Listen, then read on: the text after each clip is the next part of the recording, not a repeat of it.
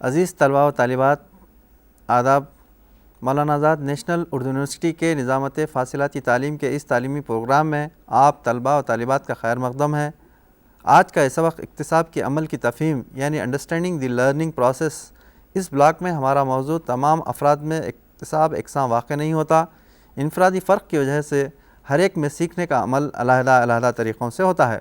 اس عنوان کے تحت چند ذیلی عنوانات ہیں جس کا آج ہم ذکر کریں گے، جیسے اکتساب کا مطلب، مفہوم اور معنی، اس کے علاوہ اکتسابی طریقے، اس کے علاوہ اکتساب کے نظریات مختلف نفسیاتی ماہرین کے مطابق، اور آخری عنوان ہمارا یہ رہیں گا اکتسابی منتقلی یعنی ٹرانسفر آف لرننگ۔ تو سب سے پہلے اکتساب کی تعریف۔ اکتساب کسے کہتے ہیں؟ اکتساب، بچہ جب دنیا میں آتا ہے وہ دنیا کی ہر چیز سے ناواقف ہوتا ہے، اپنی بقا کے لیے جدوجہد کرتا ہے، غذا حاصل کرنے کی کوشش کرتا ہے، چیزوں کے نہ ملنے پر غم و غصے کا اظہار کرتا ہے، چند افعال پر وہ قادر ہوتا ہے اور یہ چند چیزیں اپنے طور پر کرتا ہے، یعنی قدرتی طور پر اس کو چند صلاحیتیں عطا ہوتی ہیں، اس کو انجام دینے کے لیے چند چیزیں سیکھنی پڑتی ہیں، اسی کو ہم اکتساب کہتے ہیں۔ اکتساب سے مراد برتاؤ میں مستقل تبدیلی کو بھی اکتساب کہا جاتا ہے۔ نفسیات میں اکتساب کیئر آف سائیکالوجی بھی کہا جاتا ہے۔ اکتساب تعلیمی طریقوں میں سنگ میل کی حیثیت رکھتا ہے۔ اکتساب تمام عمر جاری رہنے والا عمل ہے، یہ پیدائش سے لے کر موت تک انسان کے ساتھ ساتھ چلتے رہتا ہے۔ اکتسابی عمل مسلسل تبدیلی ہو کر ترقی پذیر ہوتا ہے۔ ایک طرف سیکھنے کے دوران معلومات اور مہارتوں میں اضافہ ہوتا رہتا ہے تو دوسری طرف اس کے کردار میں تبدیلی آتی رہتی ہے۔ اکتساب پر ماہرین نفسیات کے خیالات۔ The psychologist views on learning. اکتساب کی وضاحت کے لیے اب تک بے شمار تعریفیں کی جا چکی ہیں، لیکن ان میں کوئی بھی تعریف تسلی بخش اور جامع مفہوم پیش نہیں کرتی۔ من کے مطابق اکتساب کی تعریف کچھ اس طرح ہے: کردار میں تبدیلی پیدا کرنے والے ایسے عمل سے گزرنا جو کم و بیش پائیدار ہو، جو کہ ہمارے اور ہمارے اطراف کی دنیا میں ہمارے عمل اور ہمارے مشاہدے کے ذریعے حاصل ہو سکتا ہے۔ ہلگارڈ اور ہنڈرس کے مطابق اکتساب ایک ایسا عمل ہے جس سے کردار وسیع تر معنوں میں وجود میں آتا ہے، یا تربیتی طریقہ کار یا فطری ماحول یا تجربہ خانے میں کے ذریعے تبدیل ہوتا ہے۔ جارج کے مطابق کرداروں میں ربط و ضبط کو اکتساب کہتے ہیں۔ اسمتھ کے مطابق اکتساب کے لیے کردار، اصول اور تجربات میں پختگی یا کمزوری ہے۔ گارڈنر مرفی کے مطابق اکتساب کا مطلب کردار میں کسی بھی قسم کی تبدیلی جو مخصوص حالات یا واقعات سے نمٹنے کے لیے جو اکتساب کہلاتا ہے۔ گیٹس کے مطابق اکتساب کردار کی ایسی تبدیلی ہے جو تجربات اور تربیت کے ذریعے پیدا ہوتی ہے۔ اکتساب کے خصوصیات۔ ماہرین نفسیات کے خیالات کا جائزہ لے تو یہ حقیقت ثابت ہوتی ہے کہ بنیادی طور پر اکتساب کا اطلاق کردار میں تبدیلی پر ہوتا ہے جو اکتسابی تجربے کے دوران سیکھنے والے کے کردار میں واقع ہوتی ہے۔ فرق و تمیز پر مبنی عمل یعنی کل اجزاء کا یا حصوں میں بانٹنے کا عمل۔ دوسرا امتزاجی عمل یعنی یہ اجزاء کو جوڑ کر ایک نیا کل یا نیو وائل بنانے کا عمل۔ مثلاً بچے ابتدا میں کوئی نئی چیز دیکھتے ہیں یا کھلونوں کو دیکھتے ہیں تو پہلے اس سے کھیلتے ہیں، پھر بعد میں اس کو توڑ پھوڑ کر کئی حصوں میں تبدیل کر دیتے ہیں۔ بچہ یہ عمل کھلونوں کو سمجھنے کی کوشش کرتا ہے، پھر ایک مرتبہ اس کو ترتیب دے کر پہلے جیسا کھلونا تیار کرتا ہے۔ یہی مختلف اجزاء کی یکجائی کا عمل نیا کل یا نیو وائل کہلاتا ہے۔ اکتساب کا کوئی منشا یا مقصد ہوتا ہے۔ ناظرین، طلباء و طالبات، بغیر منشا یا مقصد کے اکتساب کامیاب نہیں ہوتا۔ اکتساب ایک متحرک عمل ہے۔ جب تک اکتساب میں تحریک نہیں ہوں گی تب تک اکتساب مؤثر ثابت نہیں ہوتا۔ اکتساب انفرادی ہے۔ انفرادی کا مطلب یہاں پر یہ ہے کہ اگر باپ ڈاکٹر ہے تو بیٹا ڈاکٹر بننا ناممکن ہے۔ ڈاکٹر بننے کے لیے بیٹے کو پھر وہی تعلیم حاصل کرنا جو باپ نے حاصل کی تھی، لہٰذا اکتساب انفرادی ہوتا ہے۔ اکتساب مجموعی صورتحال سے فرد کی باہمی تعامل کا نتیجہ ہوتا ہے۔ اکتساب ایک تخلیقی عمل ہے۔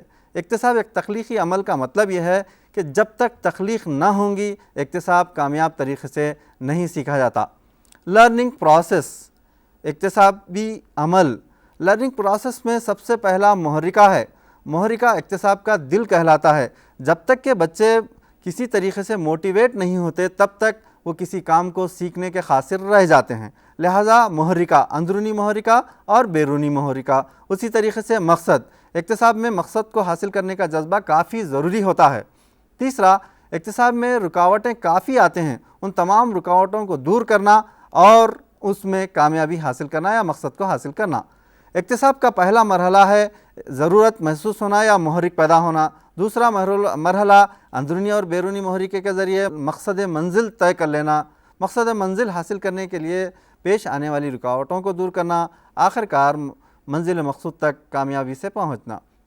اکتساب کے مقاصد، آبجیکٹیوز آف لرننگ، وقت کے ساتھ ساتھ جسم میں رونما ہونے والی تبدیلیاں پختگی کی طرف لے جاتے ہیں۔ بچے کے رجحانات اور میلانات کو بڑھاوا دینے والا اکتساب کہلاتا ہے۔ مطابقت سے رشتہ رکھنے والا عمل اکتساب کہلاتا ہے۔ تیرنا، سائیکل چلانا وغیرہ صلاحیتیں سیکھنے کے لیے تربیت کی ضرورت ہوتی ہے۔ اکتساب کے لیے 3 عوامل کی ضرورت ہوتی ہے۔ سب سے پہلا محرکہ، شوق، دلچسپی۔ دلچسپی اکتساب کے سیکھنے میں اہم کردار ادا کرتی ہے۔ دلچسپی، جب تک بچوں میں یا افراد میں دلچسپی نہ ہو وہ اکتساب کی طرف راغب نہیں ہوتے۔ اور دوسرا مرحلہ ہے محرکہ۔ محرکہ اکتساب کا دل کہلاتا ہے۔ بغیر محرکے کے اکتساب کا سیکھنا ناممکن ہے۔ اور شوق، جس طریقے سے دلچسپی کو اکتساب میں اہمیت حاصل ہے اسی طریقے سے شوق کا بھی ہونا بے حد ضروری ہے۔ یہ 3 چیزوں کا امتزاج سے ہی یا ان 3 عوامل کی ضرورت کے لیے ہی اکتساب مکمل ہو سکتا ہے۔ اکتساب کے اصول یا قوانین، پرنسپلز آف لرننگ، اکتسابی عمل کی وضاحت کرنے کے لیے متعدد نظریات پیش کیے گئے ہیں۔ ان تمام نظریات میں لارن تھارنڈائک کے اکتسابی اصول کافی اہمیت کے حامل ہے۔ اس نے 3 اکتسابی اصول بتلائے ہیں۔ سب سے پہلا اصول ہے لا آف ریڈینس یعنی قانون آمادگی، دوسرا ہے لا آف ایفیکٹ قانون تاثیر، اور تیسرا ہے لا آف ایکسرسائز یا اس قانون کو لا آف پریکٹس بھی یا قانون مشق بھی کہا جاتا ہے۔ اس کے تحت 2 ذیلی قانون ہے۔ ایک قانون ہے قانون استعمال لا آف یوز، دوسرا قانون ہے قانون عدم استعمال یعنی لا آف ڈس یوز۔ ان قوانین کو سمجھنے سے پہلے نفسیات کی موجودہ تعریف کو سمجھیں۔ موجودہ نفسیات کی تعریف کردار کا مطالعہ ہے۔ کردار کا مطلب یہاں کیریکٹر سے نہیں بلکہ مہیج اور جوابی رد عمل یعنی اسٹیمولس اور رسپانس ہے۔ اس کے درمیان جو رشتہ ہوتا ہے اس کو بانڈ کہتے ہیں۔ مہیج اور جوابی رد عمل سے مراد، اگر آپ کسی کو ایک چاٹا رسید کریں گے تو چاٹے کے بدلے میں وہ وجوہات پوچھیں گا، یا چاٹے کے بدلے میں آپ کو چاٹا رسید کریں گا یا خاموش ہو جائیں گا۔ چاٹے کا رسید کرنا یہ اسٹیمولس یا مہیج کہلاتا ہے، یا اس کے بعد جو رد عمل وہ ظاہر کرتا ہے اس کو ہم ریسپانس کہتے ہیں۔ سب سے پہلا تھارنڈائک کے قوانین میں قانون آمادگی لا آف ریڈینس۔ تھارنڈائک کے اس قانون کے مطابق بچہ جب عملی طور پر سیکھتا ہے تو اس میں داخلی اور خارجی عوامل شامل ہوتے ہیں۔ داخلی عوامل میں تحریک، امنگیں، خواہشات، مقصد کو حاصل کرنے کی چاہت، دلچسپی، جسمانی صلاحیت وغیرہ کا شمار ہوتا ہے، جبکہ خارجی عوامل میں سماجی معاشی حالت، تدریسی ماحول، اوقات، مقام، تدریسی جماعت، انتظام وغیرہ کا شمار کیا جاتا ہے۔ اگر بچہ پڑھنے کے لیے پوری طریقے سے آمادہ ہو جاتا ہے تو مہیج اور جوابی رد عمل کا رشتہ طاقتور ہو جاتا ہے، اگر آمادہ نہ ہو تو یہ رشتہ کمزور پڑ جاتا ہے۔ قانون آمادگی کی تعلیمی اہمیت، معلم ہمیشہ بچے کی دلچسپیوں کی خط پر چلیں، کیونکہ ہر قسم کے اکتساب کے لیے ذاتی تحریک اور دلچسپی کا ہونا بے حد ضروری ہے۔ ناظرین، یہاں پر ایک چیز یہ بتلاؤں گا، مثال کے طور پر بچوں کی ذہنی دلچسپیوں کو، ان کے تعلیمی جذبے کو اکثر ماں باپ سمجھ نہیں پاتے۔ بچوں کا انٹینشن ایک الگ ہوتا ہے اور ماں باپ کا ایک انٹینشن الگ ہوتا ہے۔ ماں باپ چاہتے ہیں کہ بچہ انجینئر بنے، جبکہ بچے میں وہ ذہنی صلاحیت نہیں ہوتی، وہ دلچسپی نہیں ہوتی۔ لہٰذا قانون آمادگی کی تھارنڈائک کے اس قانون کے تحت بچہ جب اپنی خودی سے کسی کام کو سیکھنے کے لیے تیار ہوتا ہے تو اکتساب کامیاب تر ثابت ہوتا ہے۔ دوسرا قانون ہے لا آف ایفیکٹ قانون تاثیر۔ اگر دوران اکتساب بچوں میں اطمینان پایا جاتا ہے تو مہیج اور جوابی رد عمل کا رشتہ طاقتور ہوتا ہے۔ اگر غیر مطمئن حالات پیدا ہوتے ہوں تو مہیج اور جوابی رد عمل کا رشتہ کمزور پڑ جاتا ہے۔ اگر دوران اکتساب بچوں کو ہمت افزائی کریں، حوصلہ افزائی کریں، انعام دیں، شاباشی دیں تو مشکل سے مشکل کام کرنے اور پڑھنے کے لیے تیار ہو جاتے ہیں۔ اگر سزا کا طریقہ اپنایا جائے تو سبق سے دور بھاگ جائیں گے، لہٰذا معلم مشکل سے مشکل عنوانات یا اسباق کو آسان اور عام فہم انداز میں پیش کریں جن سے طلباء میں بہترین محرکہ پیدا کیا جا سکے۔ ناظرین، طلباء و طالبات، اس قانون کے تحت بچے کو حوصلہ افزائی کی کافی ضرورت ہوتی ہے۔ بچہ اس معلم کو سب سے زیادہ چاہتا ہے جس میں کہ ان کا انٹرٹینمنٹ کا سامان ہوتا ہے۔ انٹرٹینمنٹ کا سامان سے مراد ڈرائی سے ڈرائی سبجیکٹ، ایسا مشکل اسباق جو بچے سمجھ نہیں پاتے، اگر معلم اس کو ایک ٹیکنیک اپناتا ہے تو ایسے مشکل الفاظ کو بھی وہ سننے، سمجھنے اور سیکھنے کی کوشش کریں گے۔ لہٰذا اس قانون کی تعلیمی اہمیت کیا ہے، اس پر ذرا نظر ڈالیں گے۔ عمدہ درسی عمل میں حوصلہ افزائی، تعریف اور انعامات کو غیر معمولی اہمیت حاصل ہے، لہٰذا معلم خوشگوار ماحول میں تدریس دیں تو طلباء سبق کی طرف راغب ہوں گے۔ قانون مشق، لا آف ایکسرسائز۔ اگر دوران اکتساب طلباء کو زیادہ مشق کروائی جائے تو محیط اور جوابی رد عمل کا رشتہ طاقتور ہو جاتا ہے۔ اگر مشق یا پریکٹس نہ کروائی جائے تو یہ رشتہ کمزور پڑ جاتا ہے۔ اس قانون کو تکرار یا اعادہ بھی کہا جاتا ہے۔ اس قانون کو انگریزی کہاوت سے یوں کہا جاتا ہے، practice makes a man perfect. قانون مشق کا تعلیم پر کیا اثر ہوتا ہے، اس کے بارے میں تھوڑا نظر ڈالیں گے۔ مثلاً ریاضی، طبیعت اور سائنسی تجربات، کمپیوٹر وغیرہ میں زیادہ سے زیادہ مشق کی ضرورت ہوتی ہے۔ اگر مشق نہ کروائی جائے تو ان اسباق کا سیکھنا مشکل ہوتا ہے۔ اس کے علاوہ میوزک یا موسیقی سیکھنا یا نئے کمپیوٹر سے کمانڈ سیکھنے کے لیے بھی پریکٹس کی کافی ضرورت ہوتی ہے۔ اگر ہم پریکٹس کرتے ہیں تو اسٹیمولس اور رسپانس کا رشتہ مضبوط ہوتا ہے۔ اکتساب پر اثر انداز ہونے والے شرائط: سب سے پہلا معلم، دوسرا مواد، تیسرا طالب علم۔ معلم سے مراد معلم کی وسیع تر معلومات ہونا چاہیے، معلم کو مواد مضمون پر عبور ہونا چاہیے اور طالب علم کو سیکھنے میں دلچسپی ہونا چاہیے، اور بہترین معلم وہ کہلاتا ہے جو بہترین محرکہ پیدا کرتا ہے، اور جب تک کہ بچے اکتساب کی طرف راغب نہیں ہوتے تب تک ان کے پاس کوئی تدریسی مواد نہیں ہوتا۔ پختگی اور اکتساب، لرننگ اینڈ میچوریشن۔ پختگی اور اکتساب کا تعلق نہایت ہی قریب ہے، ان میں امتیاز کرنا مشکل ہے۔ پختگی کا مطلب فرد کی نشوونما جو بغیر تربیت اور مشق کے جاری رہتی ہے۔ اکتساب کے لیے پختگی کا ہونا بے حد ضروری ہے۔ مثلاً ایک بچے کو چلنا اسی وقت سیکھتا ہے جب کہ اس کے پیر کے عضلات میں پختگی پیدا ہوتی ہو۔ کسی بھی کام کے لیے متعلقہ حصے کے اعصاب اور عضلات کا ٹھوس ہونا یا مضبوط ہونا یا کام کرنے کے قابل ہونا پختگی کہلاتا ہے۔ پختگی جسمانی اور ذہنی ہو سکتی ہے۔ عمر کی پختگی، عضلات کی پختگی کسی کام کے کرنے کی بنیادی صلاحیتیں عطا کرتی ہے۔ وربل لرننگ یعنی زبانی اکتساب۔ زبانی اکتساب سے مراد معلم اپنی گفتگو کے ذریعے کسی بھی موضوع پر ضروری معلومات فراہم کرتا ہے، جیسے لیکچر کا طریقہ۔ لیکچر کے طریقے کی سب سے بڑی خامی یہ ہے کہ معلم چست اور طلباء سست۔ اس لیے موجودہ دور کے ماہرین تعلیم اور ماہرین نفسیات لفظی اکتساب کو طلباء کے لیے ناکافی اور غیر متاثر کن قرار دیتے ہیں۔ آسوبل اس خیال سے اتفاق نہیں کرتے، برخلاف اس کے ان کے نزدیک لفظی اکتساب معلومات کا بامعنی تبادلہ ہے۔ ان کے مطابق طلباء ان کی ایک مربوط گفتگو کو غیر فعال رہ کر سیکھتے ہیں، بلکہ اس عمل کے دوران ان کے موجودہ ادراکی ساخت میں پیش کی جا رہی معلومات کا فعال تشکیل عمل انجام پاتا ہے۔ آسوبل کے مطابق اکتساب دراصل ایک توسیعی اطلاق ہے، یعنی موجودہ ادراکی ساخت میں نئی معلومات کی شمولیت اکتساب ہے۔ ان میں درج ذیل اعمال شامل ہوتے ہیں۔ سب سے پہلا شناخت، اس کے بعد تعلق پیدا کرنا، اس کے بعد بامن اکتساب۔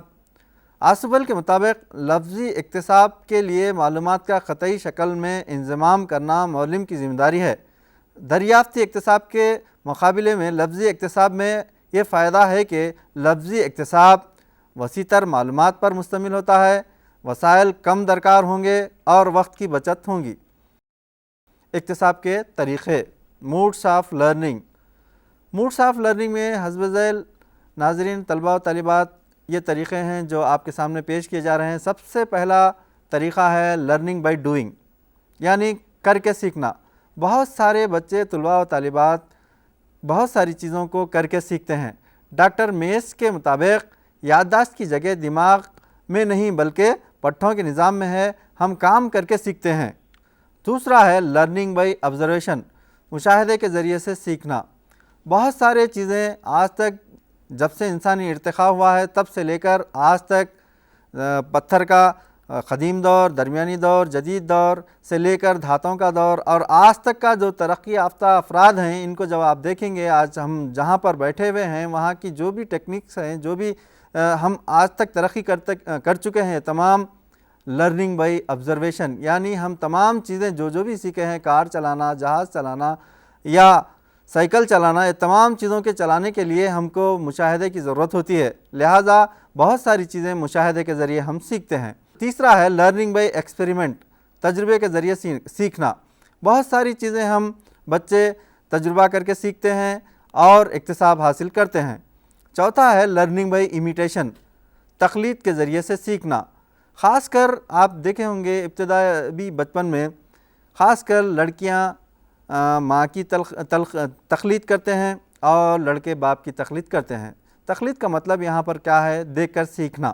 مثال کے طور پر ماں کی تقلید کا مطلب ماں جو حرکات اپنے ماحول میں رہ کر کرتی ہے وہ بچیاں کرتے ہیں، اسی طریقے سے باپ جو حرکات کرتے ہیں، جو ان کی عادتیں ہوتی ہیں، جو فطرتیں ہوتی ہیں، ان کی اولاد میں شامل ہوتا ہے۔ مثال کے طور پر شیرخواری کا زمانے کو پار کر کے جب ابتدائی بچپن میں جب بچہ آتا ہے تو نئی نئی چیزوں کو ماحول میں دیکھتا ہے، کیونکہ بچوں میں جو ذہنی صلاحیتیں ابھرتی ہیں وہ ماحول کے ٹکراؤ سے ابھرتی ہیں، لہٰذا بہت ساری چیزوں کو تقلید کے ذریعے سے سیکھتا ہے۔ مثلاً ریل کی سیٹی کی آواز، مرغ کی بانگ کی آواز، اور اسی تقلید کو اپنے گھر میں اپنے دوست احباب کے ساتھ، اپنے بھائی بہنوں کے ساتھ کرنے کی کوشش کرتا ہے۔ مثلاً وہ ریل بننے کی کوشش کرتا ہے، ریل کا انجن خود بنتا ہے، دوسری بہن کو مختلف بوگیاں بناتا ہے، اسی طریقے سے ریل کی آواز نکالتا ہے، پلین کی آواز نکالتا ہے، لہٰذا ماحول میں جو چیزیں ہوتی ہیں ان تمام سے وہ تقلید کرتے ہیں۔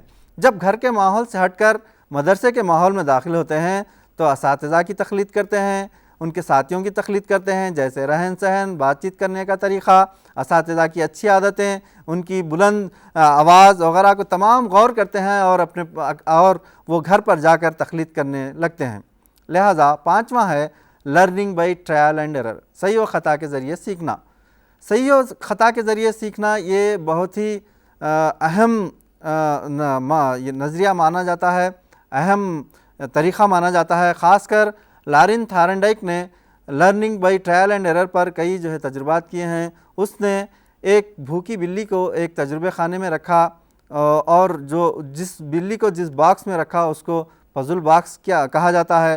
پزل باکس میں ایک بھوکی بلی کو رکھا اور بلی کے سامنے ایک مچھلی کے ٹکڑے کو لٹکا دیا اور اسی باکس کے ایک کونے میں ایک لیور کو رکھ دیا۔ لیور کا تعلق باکس کے ڈور کے کھلنے کا تھا، تو لہٰذا تجربہ خانے میں تھارنڈائک نے بلی کو جب رکھا تو بلی آزادی کے خاطر متعدد بار کوشش کرتی رہی، اس کے بعد غذا کو حاصل کرنے کی کوشش کی۔ اتفاقیہ طور پر بلی کا ہاتھ اس ڈبے میں لگے ہوئے لیور پر پڑتا ہے اور جیسے ہی لیور پر پڑتا ہے دروازہ کھل جاتا ہے۔ متعدد بار اسی تجربے کو دہرایا گیا۔ ایک وقت ایسا آیا جیسے ہی بلی کو بھوکی بلی کو اس ڈبے میں ڈالا جاتا، وہ بٹن کو یا لیور کو پریس کرتی اور باہر آ کر اپنی غذا کو حاصل کر دیتی۔ اس کا مطلب یہ ہوا کہ ابتدا میں کئی فضول حرکات ہوئیں، اس کے بعد وہ مقصد کو حاصل کر لیا۔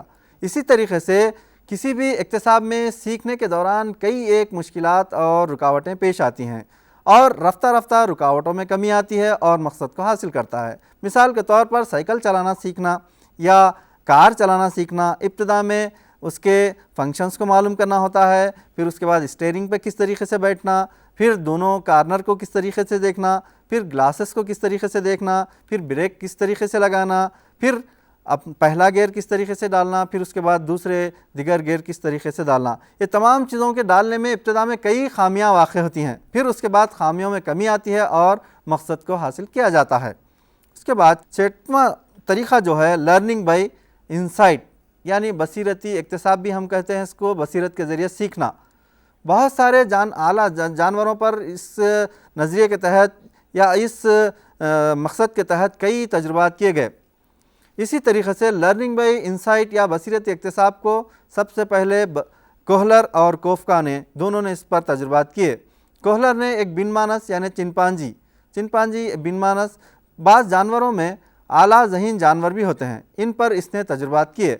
लिहाजा बसीरती इक्तिसाब में इसमें भी एक भूखे बिनमानस को एक बॉक्स में, एक रूम में रखा गया, एक कमरे में रखा गया और कमरे की छत पर चंद मौज के गुच्छों को लटका दिया गया और उसके साथ साथ उस कमरे में चंद खाली बॉक्सेस को भी रखा गया।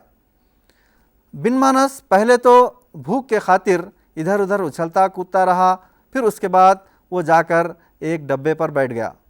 जैसे ही डब्बे पर बैठा उसको ये ख्याल आया कि उसका जो हाइट था वो ज़रा सा ऊंचा नज़र आने लगा। जैसे ही हाइट ऊंचा नज़र आने लगा उसके दिमाग में ख्याल आया और एक के बाद दिगर डब्बों को जमाता गया। उसके बाद वो आसानी से मौज के गुच्छों को हासिल करता गया। इस सही और ख़ता के नज़रिए में और बसीरती इक्तिसाबी नज़रिए का फ़र्क यह है कि ट्रायल एंड एरर सही और ख़ता के नज़रिए में 12 गलतियों के बाद मकसद को हासिल किया गया। उसके बरखिलाफ़ लर्निंग बाई इंसाइट या बसीरत इक्तिसाब में अचानक का ख्याल आना, इसलिए इस इक्तिसाबी नज़रिए को या इस इक्तिसाबी तरीक़े को हम शऊरी तरीक़ा भी कहते हैं। इक्तिसाब की मुंतक़िली या तरबियत की मुंतक़िली, ट्रांसफ़र ऑफ लर्निंग। हम हर रोज़ कई चीज़ें सीखते रहते हैं। हमारे इस सीखने के दौरान पुरानी सीखी हुई बातें या तो मददगार साबित होती हैं या रुकावट पेश करती हैं। एक हालत में सीखा हुआ इक्तिसाब मुकम्मल तौर पर या जुज़वी तौर पर दूसरी हालत में सीखे जाने वाले इक्तिसाब में मददगार साबित होता है। ऐसे इक्तिसाब को इक्तिसाबी मुंतक़िली कहते हैं। मसलन एक तालिब इल्म सिर्फ़ ज़रब के सीखने के दौरान पहले सीखे हुए जमा का इस्तेमाल करता है। इक्तिसाब के मुंतक़िली के अक़साम, types of transfer of learning. इक्तिसाब के मुंतक़िली के 4 अक़साम हैं। सबसे पहला मुस्बित इक्तिसाबी मुंतक़िली, पॉजिटिव ट्रांसफ़र ऑफ लर्निंग। दूसरा मनफी इक्तिसाबी मुंतक़िली, नेगेटिव ट्रांसफ़र ऑफ लर्निंग। तीसरा सिफ़र इक्तिसाबी मुंतक़िली या ज़ीरो ट्रांसफ़र ऑफ लर्निंग। चौथा दो जानिबी मुंतक़िली या बायलैटरल ट्रांसफ़र ऑफ लर्निंग।